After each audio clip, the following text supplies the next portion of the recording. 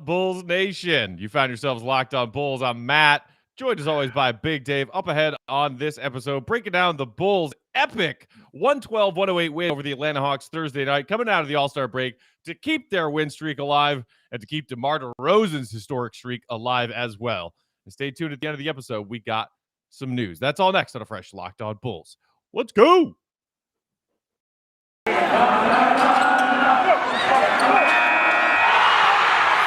You are Locked On Bulls, your daily podcast on the Chicago Bulls, part of the Locked On Podcast Network, your team every day. Here are your hosts, Matt Peck and Big Dave Watson.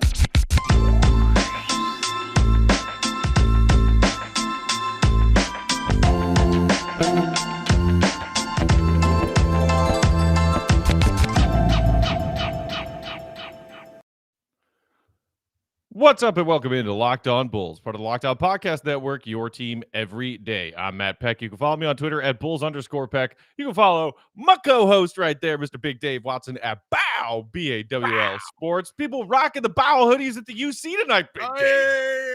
And you can follow us at Locked On Bulls. Hit us up on that text and voicemail line 331-979-1369. Did a full hour-long voicemail episode yesterday, so if you haven't seen that yet, go check that out. Today's episode brought to you by rockauto.com. Amazing selection, reliably low prices, all the parts your car will ever need. Visit rockauto.com and tell them we here at Locked On Bulls sent you. Big Dave. Yeah. I was feeling all kinds of things tonight. I was kind of seeing that game slip away there in the fourth quarter. And then all of a sudden, I had a wonderful, familiar experience of jumping up and down out of my couch, yelling at my TV by myself, which is just like so many elements of my Bulls fandom throughout my life. Like there are those visceral moments where you're like, this is me in my element as a Bulls fan. When DeMar DeRozan hit those back-to-back buckets, including the and one on the second time, I was screaming and jumping up and down in my living room. How about you? Yeah, listen, the whole game I'm watching it. At first, I'm like, okay, gotta win this game. And then when they started losing in the fourth, and I'm watching Gallinari, and I'm watching Bogdanovic hit these, incredibly difficult, tough, awesome shots, and they just started to look like it was slipping away. I sat down and I got quiet, and I'm just sitting there watching it, and I'm like, okay, just take it one at a time. They hit that bucket. I was like, cool, great, all right, that's the one. When DeMar DeRozan hit that shot and got that and one, the yell I let out in my house, brother. I mean, man, I was so stoked. I was so happy. It's a feeling I haven't had from this in such a long time. That feeling of, you know what it was, Matt? I'm so used to that feeling of this team losing those kind of games. You know what I'm saying? Like, I'm so used to it.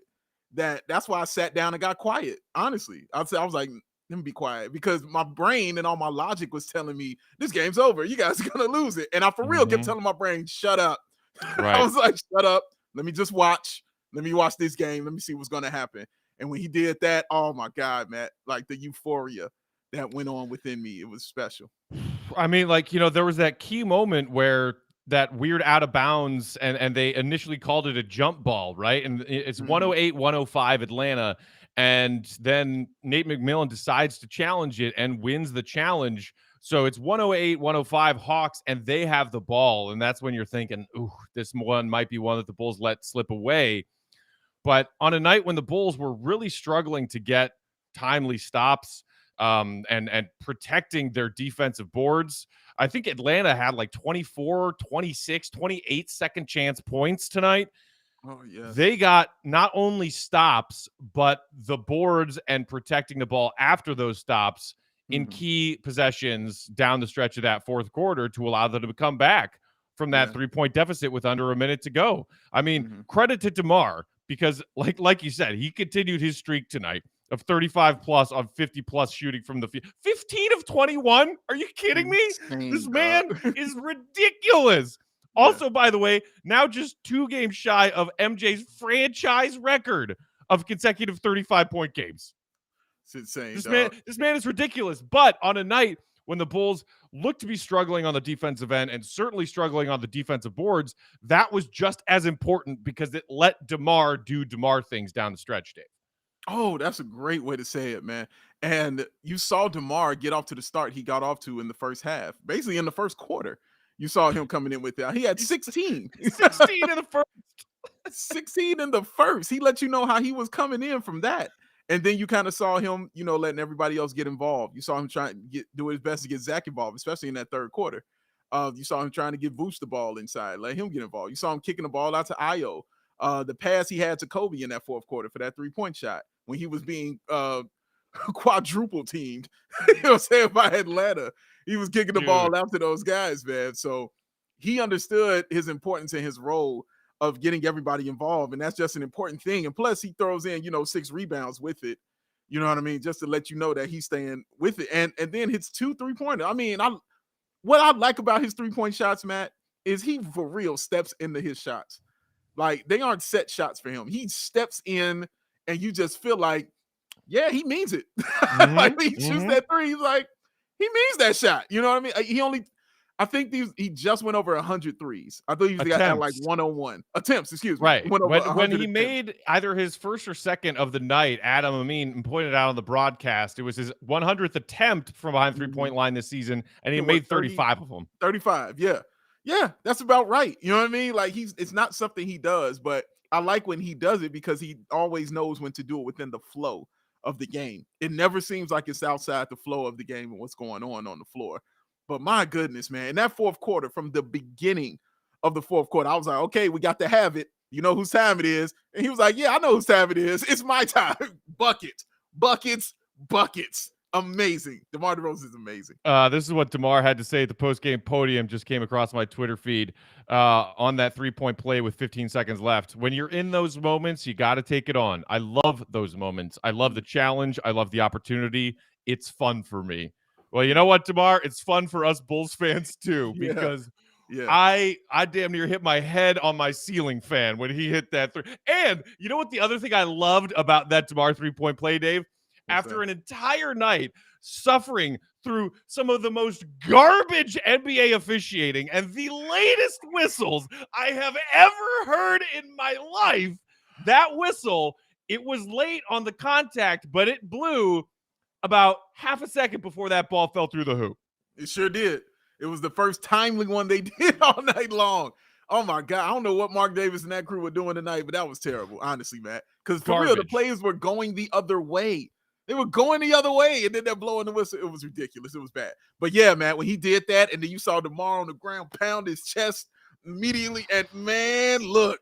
That feeling, guys, that feeling is what I'm talking about. That feeling is what I'm talking about, how we need to enjoy this. We ain't had that feeling, man. That felt good to see that. Because they had, honestly, that was a game they lose. That is a game they lose. They lose that game, man, previously. They lose that. But not when DeMar DeRozan is here. Not anymore. Nope. But yeah.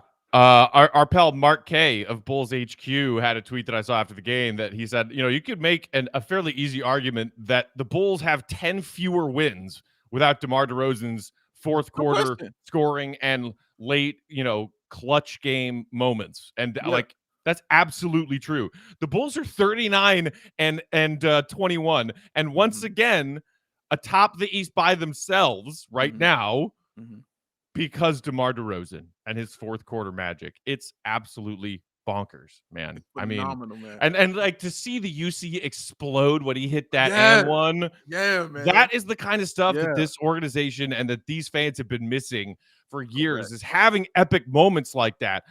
Back when it would either be Jimmy or D Rose hitting some ridiculous shot or some big play, or Joe Key making a big play, when it's like Tristan Thompson said it after the game. He was like, that felt like a postseason atmosphere. And he's like, I know United Center postseason because I was here playing for Cleveland. Yes, he was. That kind of stuff. And DeMar is the one who's providing a lot of that kind of energy.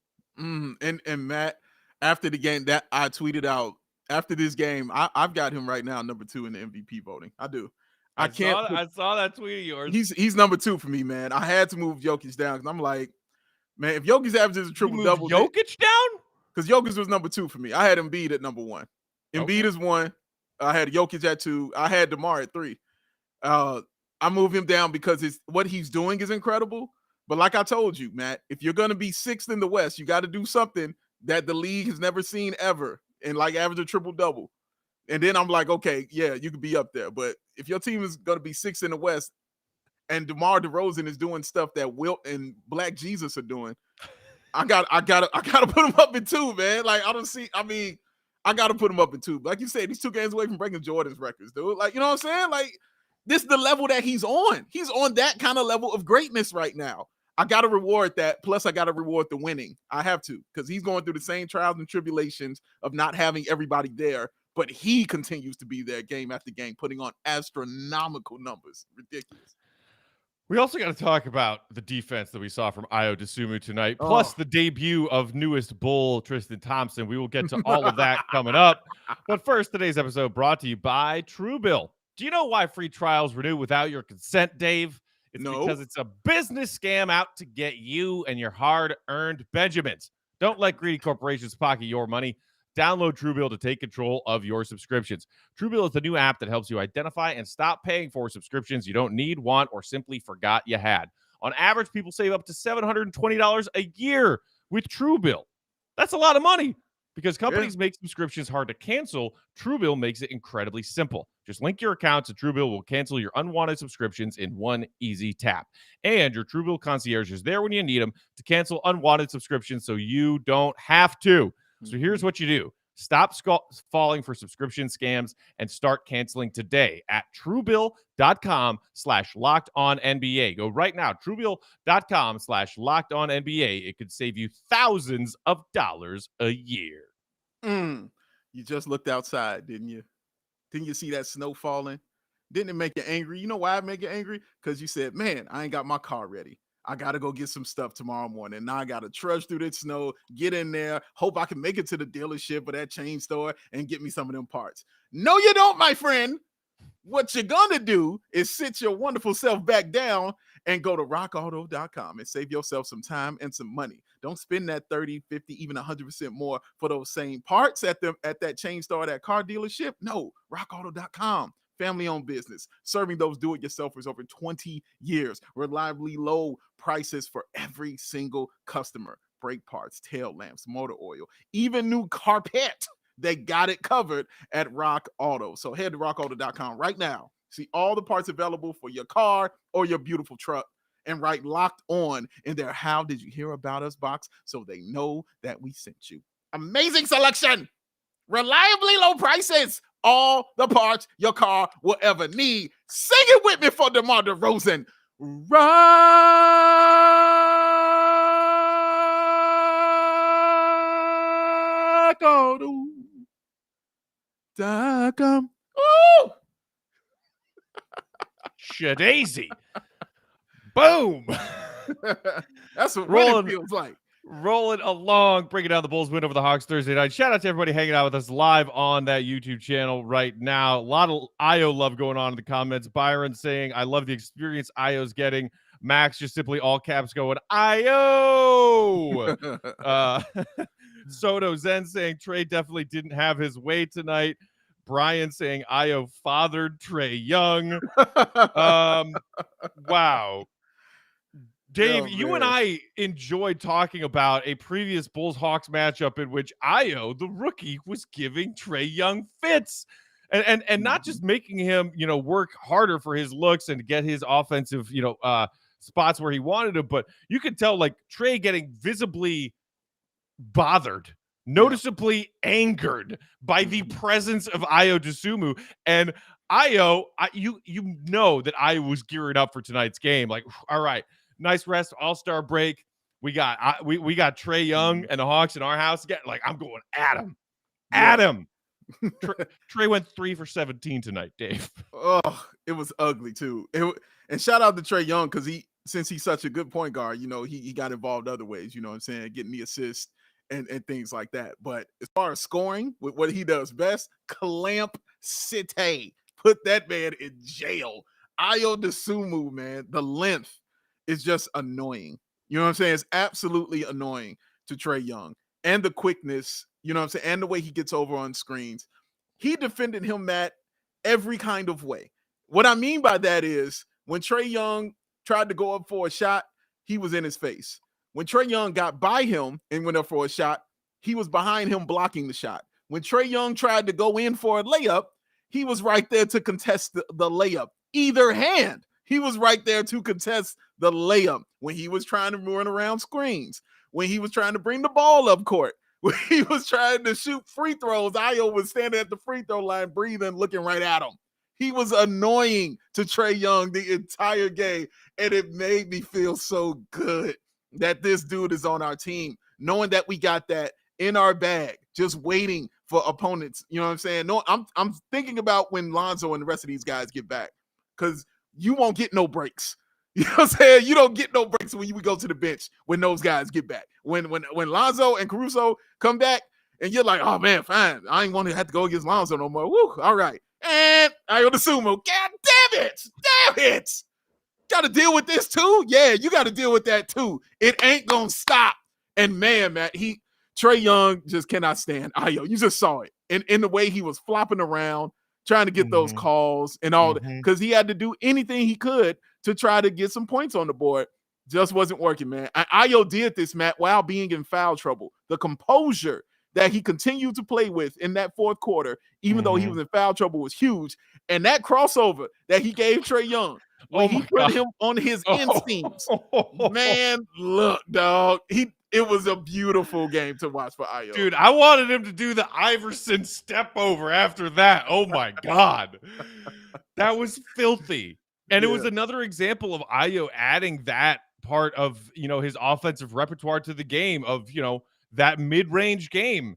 We started to see that pop out coincidentally when DeMar DeRozan was having a night off, and I was like, oh, all right, we need a mid-range king tonight. Cool, I'll do that, because it was mostly at the start of the season as a rookie, a guy who would do his catch and shoot corner threes when he would get clean looks or attack the basket. Now you see Ayo adding to that offensive repertoire in the mid-range, and that crossovers was one of the nastiest. Oh my God, it was nasty. But disgusting. That defensive play he had one-on-one against Trae in between those two DeMar buckets, that's the play of the game. Like, DeMar has the game-winning bucket, but that defensive stand by Ayo was the play of the game. The Bulls needed that stop. And it's great. Ayo said post-game that before that play, during the timeout, he told Javonte, I'm not switching. When this Gallinari pick-and-roll situation comes, they're going to try and get me off of Trae, I am not switching. I will stay with him. And then Ayo also said this after the game about that possession. He said he ran through Young's combinations and wanted to give him length, of course, not give up the three, try to contest without fouling, and that's what I did.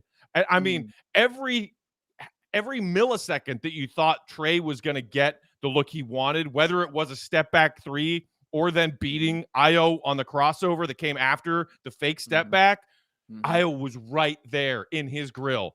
And then forced Trae into a very difficult, driving kind of halvesy floater flying out. And I was like, man, get that shit out of here. Yeah. Incredible defense. He couldn't do anything that he wanted to do. It was just so irritating. I've heard Ayo describe, I can't remember who said it, but at that all-star game, when the rookies, and the sophomores in that game played, one of those players, that's how they described him, was as a pest. It was like, he's a pest. He's annoying. It was the biggest compliment I ever heard for him. You know what I mean? That is a great compliment. When they tell you something like that, that means they don't want to play you. They don't want to see you. They don't want to deal with you. But guess what? Yeah, I have to. Because Ayo ain't going nowhere. That dude is great. And Matt, he not only did that, but and you're right, that defensive play was the biggest one of the game. But those 2 3-pointers he hit back to back in that fourth, man, when they truly, truly needed him from the baseline too. That's his spot. When he hit those 2 threes from that baseline, the first one and then the other one when DeMar gave it to him to put him up 4, man, those were colossal because they got a nice rhythm going after that when he hit those threes. He just did it all. He did it all. Shout out to our guy Hayes from Chicago Bulls Central, who I see hanging out in the comments. What up, Hayes? What up? Who said, what does Trae Young fear more, Ayo or hair clippers? That's cold, Hayes. That's cold, man. You're better than that, Hayes. I also appreciate Hayes checking somebody in the comments who is saying, do we really even need Lonzo? Talking about how amazing. That person did clarify they were just joking, thankfully. Thank you. All right. I have heard some Bulls fans over the last month of these Ayo starts being like, so when Lonzo comes back, does he have a starting role? And I'm like, guys. Because guess what? Now we get to watch Ayo cook second units when Lonzo comes back. Fricasseed, fried, dyed, and laid to the side. Oh, yes. All right. We also have to talk about the other big thing from tonight's game, that being the arrival of Tristan, Mr. Goon, Big Dave asked for Thompson. We will do that next. But first, Big Dave, you got to tell the people about those delicious, delicious Built Bars. Oh, when I'm going to be famished after I get over here, finish talking about Tristan Thompson. And since I'm going to be famished, there's only one thing I want to do. I want to go eat some of those Built Bars. Why? Because not only are they delicious and great tasting and all that stuff, but they are good for you. 130 calories, 4 grams of sugar, 4 net carbs, 17 grams of protein, and all Built Bars are covered in 100% real chocolate. Mint brown, coconut almond, and they always got that flavor of the month for you, Matt Peck, because you let them know what it is. Please, my friend. Oh, they brought back one of my favorites, baby. It's white chocolate cookies and cream. Oh, it tastes good hearing you just say it. Built.com is where you go. Use the promo code LOCKED15 to get yourself 15% off your order. That is LOCKED15 for 15% off at Built.com. Built Bar! Let's talk Tristan Thompson. Shout out to Matt, whose voicemail we played yesterday in the comments. He said, I'm ready for the Matt meeting. Dave, where's the other Dave at? Where's the Dave at? Where's the Dave at? All right, so Tristan Thompson arrives. We hear his first, chat with Chicago media at the Bulls practice the other day, saying all the right things. I'm here to help the team win, do whatever I can provide, help the team win. Mm-hmm. And he gets in there immediately tonight. Goodbye, Tony Bradley minutes. Hello, Tristan Thompson. And look, you and I talked about this, Dave, when the Thompson news came down. It's not like you're asking a whole lot of him. People wondering what he has left in the tank. 13 minutes. He played 13 minutes tonight, but instead of 13 minutes of Tony Bradley doing nothing, they were 13 impactful minutes. He had 11 points and 6 boards. Correct.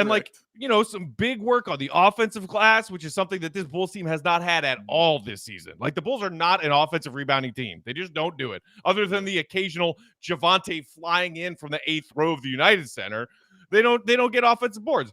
Tristan is giving them that immediate presence of a guy who can be a rim runner, a roller, and a guy who just bodies people. And man, it's nice to have a backup big who doesn't have that Wendell Carter Jr. center with bad hands disease, isn't it? Oh, yes. That one roll he had on the dunk where it was just like clean, simple, drop off to Tristan, one step dunk. I was like, Tony Bradley made that look way more difficult than it should in all of the times we saw him try to do that. Look, I'm not going to spend my time picking on Tony Bradley right now, but I understand. Trust me, I get it. Bulls fans have at it. I'm not going to stop you. But, man, Matt, what Tristan Thompson did tonight was everything I thought he was going to do and a little bit more. You mentioned the 11 and 6. How about in those first, 7 minutes that he played, he had 5 and 4. You know what I'm saying? Just being out there on the floor. He did that. You know what I'm saying, Matt? Just running around. He went ahead and did that. How about when he got the ball and he recognized the IQ. He recognized, hey, there's a tiny person on me. I'm going to go ahead and put a move on this person and dunk on him. And I'm not going to fall down and dribble the ball off of my foot. I'm not going to try to cross it over and shoot a fadeaway. No, I'm going to put it on the floor, spin, go up, dunk, yell. That's all I want. It was so simple and beautiful to watch, man. The energy that he brought. He picked up that energy for that Bulls team when they needed it, Matt. He really, really, really, really did. The back-to-back offensive rebound plays he had. When he got the offensive rebound and was going up and he got fouled. That's the other thing I forgot to mention about Tristan is he gets fouled. When he and that's key. He's not a great free throw shooter, but the fact he will draw fouls on your guys on the inside is a detriment to your team. He gets your other big guys in foul troubles. Means they got to go out the game, which means you got to do a better rotation. And when the Bulls get healthy, there won't be a better rotation in the NBA other than the Chicago Bulls. I said he led the Bulls in free throw attempts tonight. Come on, man. Come on, dude. He gets to the line. That is huge. It's Dennis Rodman like to me. You know what I'm saying? Because, Dennis, goes inside and gets those rebounds. So he would get fouled a lot.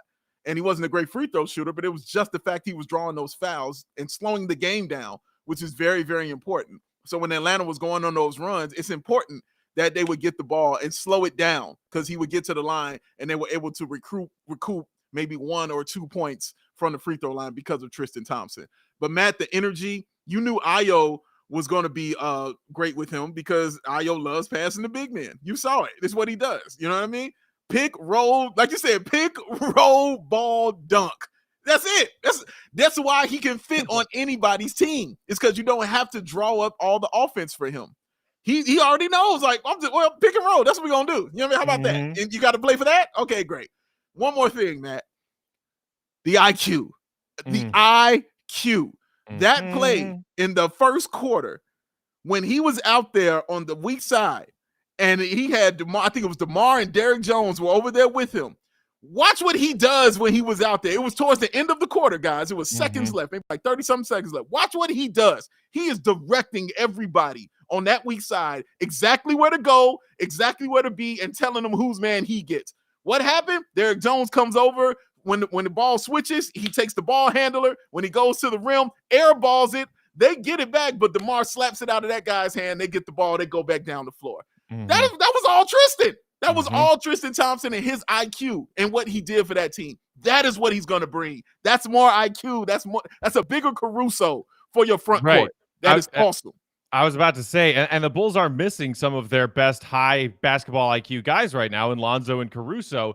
And not just basketball IQ that Tristan's bringing, but something that Caruso brings out there, vocality, communication. Yes. We have seen some defensive breakdowns from the Bulls in these absences of their key defensive players.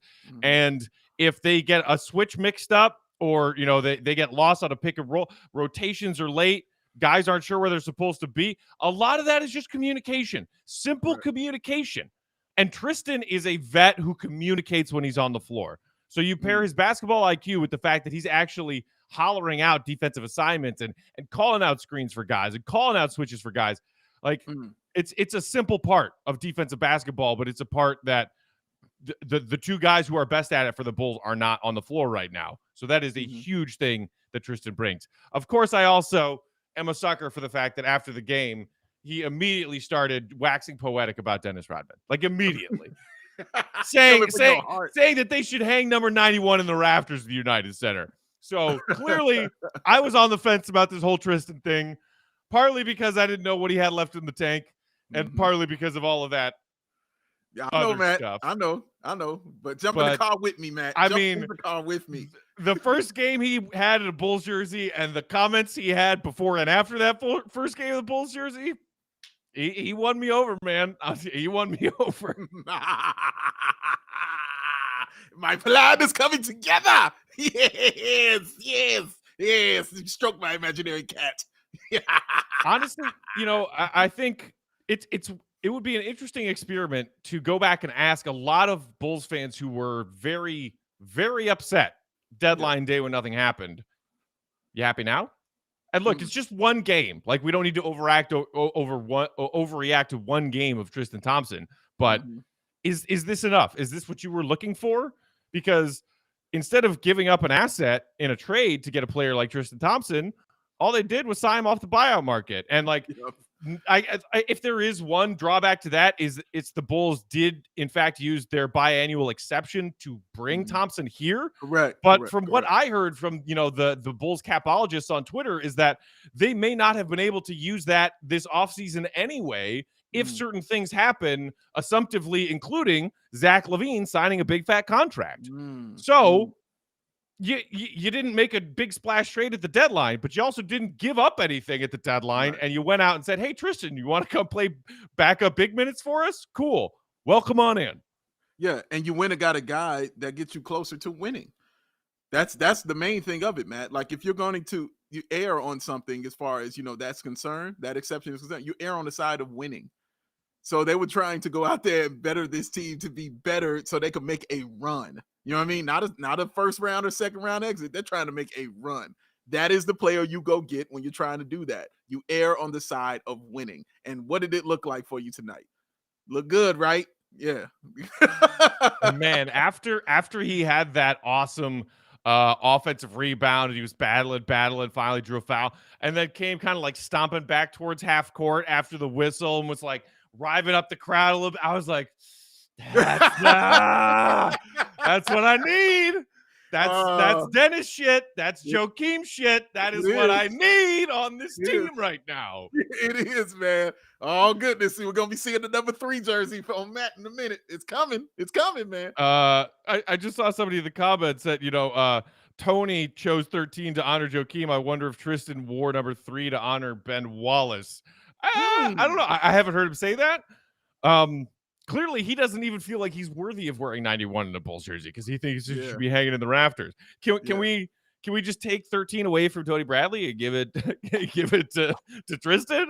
Tony's never seeing the floor again. He's never seeing the floor again. Just, hey, how hard can it be? Just take off the stitching of one jersey and replace it on the other one. We saw it happen with Vooch. We saw it go down that way. But yeah, man, dude, what a great just first impression that he made tonight for this Bulls team. It's a big first night for Tristan. It's a big win for the Bulls, who it's their 6th straight bridging the All-Star gap. And look, we talked about just how brutal this final 23 game stretch is, the regular season. Atlanta had been playing better, and they came into the All-Star break kind of pounding their chests a little bit, despite where they are in the Eastern Conference standings, saying hey, watch out, we're going to make a run. They're getting guys back. They certainly look like a formidable team tonight, despite a rough night from Trae, and they didn't shoot all that well from behind the 3-point line. But of all of the games on the Bulls schedule, especially in this first stretch out of the break, we got to play the Grizzlies on Saturday. We got to play the Heat. We got to play the Bucks. We got to play the Sixers. Of the winnable games of this challenging slate, it's good that they got this win against Atlanta tonight. Agreed, Matt. I think both of you and I had them winning this anyway, but you did not want to go 0-1, possibly going 0-2 playing against the Grizzlies team that is just killing people right now. So yeah, it's a big win for the Bulls, and it keeps you on pace with the Miami Heat right now. So yeah, great win. Suck it, Heat. All right. That's it. That's it for the week. Bulls, like I said, play the Grizzlies on Saturday. Looked like Ja had a little bit of an injury in their game tonight, but did come back and return.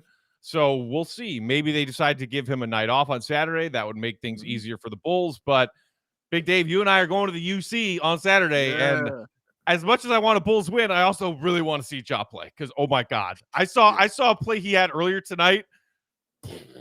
Yeah. Oh my goodness. When he split the double team. Oh my goodness gracious. My goodness gracious. That's one of the silliest plays I've seen all season. Absolutely ridiculous what he's doing out there, man. I want to see Ja live. You know it. Want it, need it. All right. Man. Before we get out of here, we did want to share a little bit of news with you guys, our Locked On Bulls faithful, our fellow Bulls faithful. Next week will in fact be our last week hosting this Locked On Bulls podcast, myself and Big Dave. We can't share with you yet why we are leaving. It is not any bad reason. It is a wonderful reason. And we have all the faith in the world that the person or persons coming in to replace us here at Locked On Bulls will do a phenomenal job to keep this podcast alive. Mostly, we're just excited to have one more awesome week of podcasts on this platform that has been a really, really wonderful place to interact with our fellow Bulls fans, Dave. It's been an amazing place to interact with the Bulls fans. And I can't say enough about Bulls fans, period. Just how they embraced me, coming in to do this. You know what I mean? They didn't have to. They really could have said, no, we want Jordan. You know what I'm saying? We cool with what it was. We just want Matt Solo. They let me in. Nobody wanted that. But man, you'd be surprised, Matt. You'd be surprised. But they let me in. And not only did they let me in, they embraced me. And I am forever indebted for that to Bulls Nation, and you all have nothing but my love for that. And yeah, Matt and I moving on. It's a little bittersweet, but trust me, it's not sad news. You know what I'm saying? It's sad that we're leaving here, but the reasoning that we're leaving, it's not sad news at all. You guys will definitely be seeing us again real soon. So yeah. Right. This is not an ending for the two of us talking about the Bulls for you guys and with you guys. This is just a move that we're making, and you'll find out more about that next week. But this Locked On Bulls platform will continue, and Big Dave and I will continue to provide you, our fellow Bulls fans, with this very similar kind of content and a few extra cherries on top. We got some really cool stuff cooking for you guys that we can't wait to share with you all next week. But we just wanted to give you guys a little bit of a heads up so you can prepare yourselves. Next week is our last week at Locked On Bulls. Hopefully, if all goes according to plan, we will be able to do 1 or 2 episodes welcoming in the new hosts coming to replace us to sort of pass that torch on. But again, nothing but thanks and appreciation from the depths of my heart for everybody who's been listening to this podcast. Whether this is the first time you're tuning in or you've been listening for the last 4.5 years that I've been co-hosting this podcast, it's been a phenomenal experience, and we've got 1 more week of episodes for y'all. So have a great weekend, Bulls Nation. Hopefully we're back on Monday talking about a winning streak that's still alive and a DeMar DeRozan historic streak that's still alive, and Ayo Dosunmu hounding his next victim on the defensive end. In the meantime, you can hit us up on Twitter. I'm at Bulls_Peck. Big Dave is at BAWL Sports. Wow. We are at Locked On Bulls. Hit us up on that text to voicemail line, 331-979-1369. Appreciate all the love in the comments. Y'all hit that like button if you're feeling up to it. We love you. Hope you love us back. We'll talk to you next week. See you, Red. Be good. Peace. Love y'all, Bulls Nation.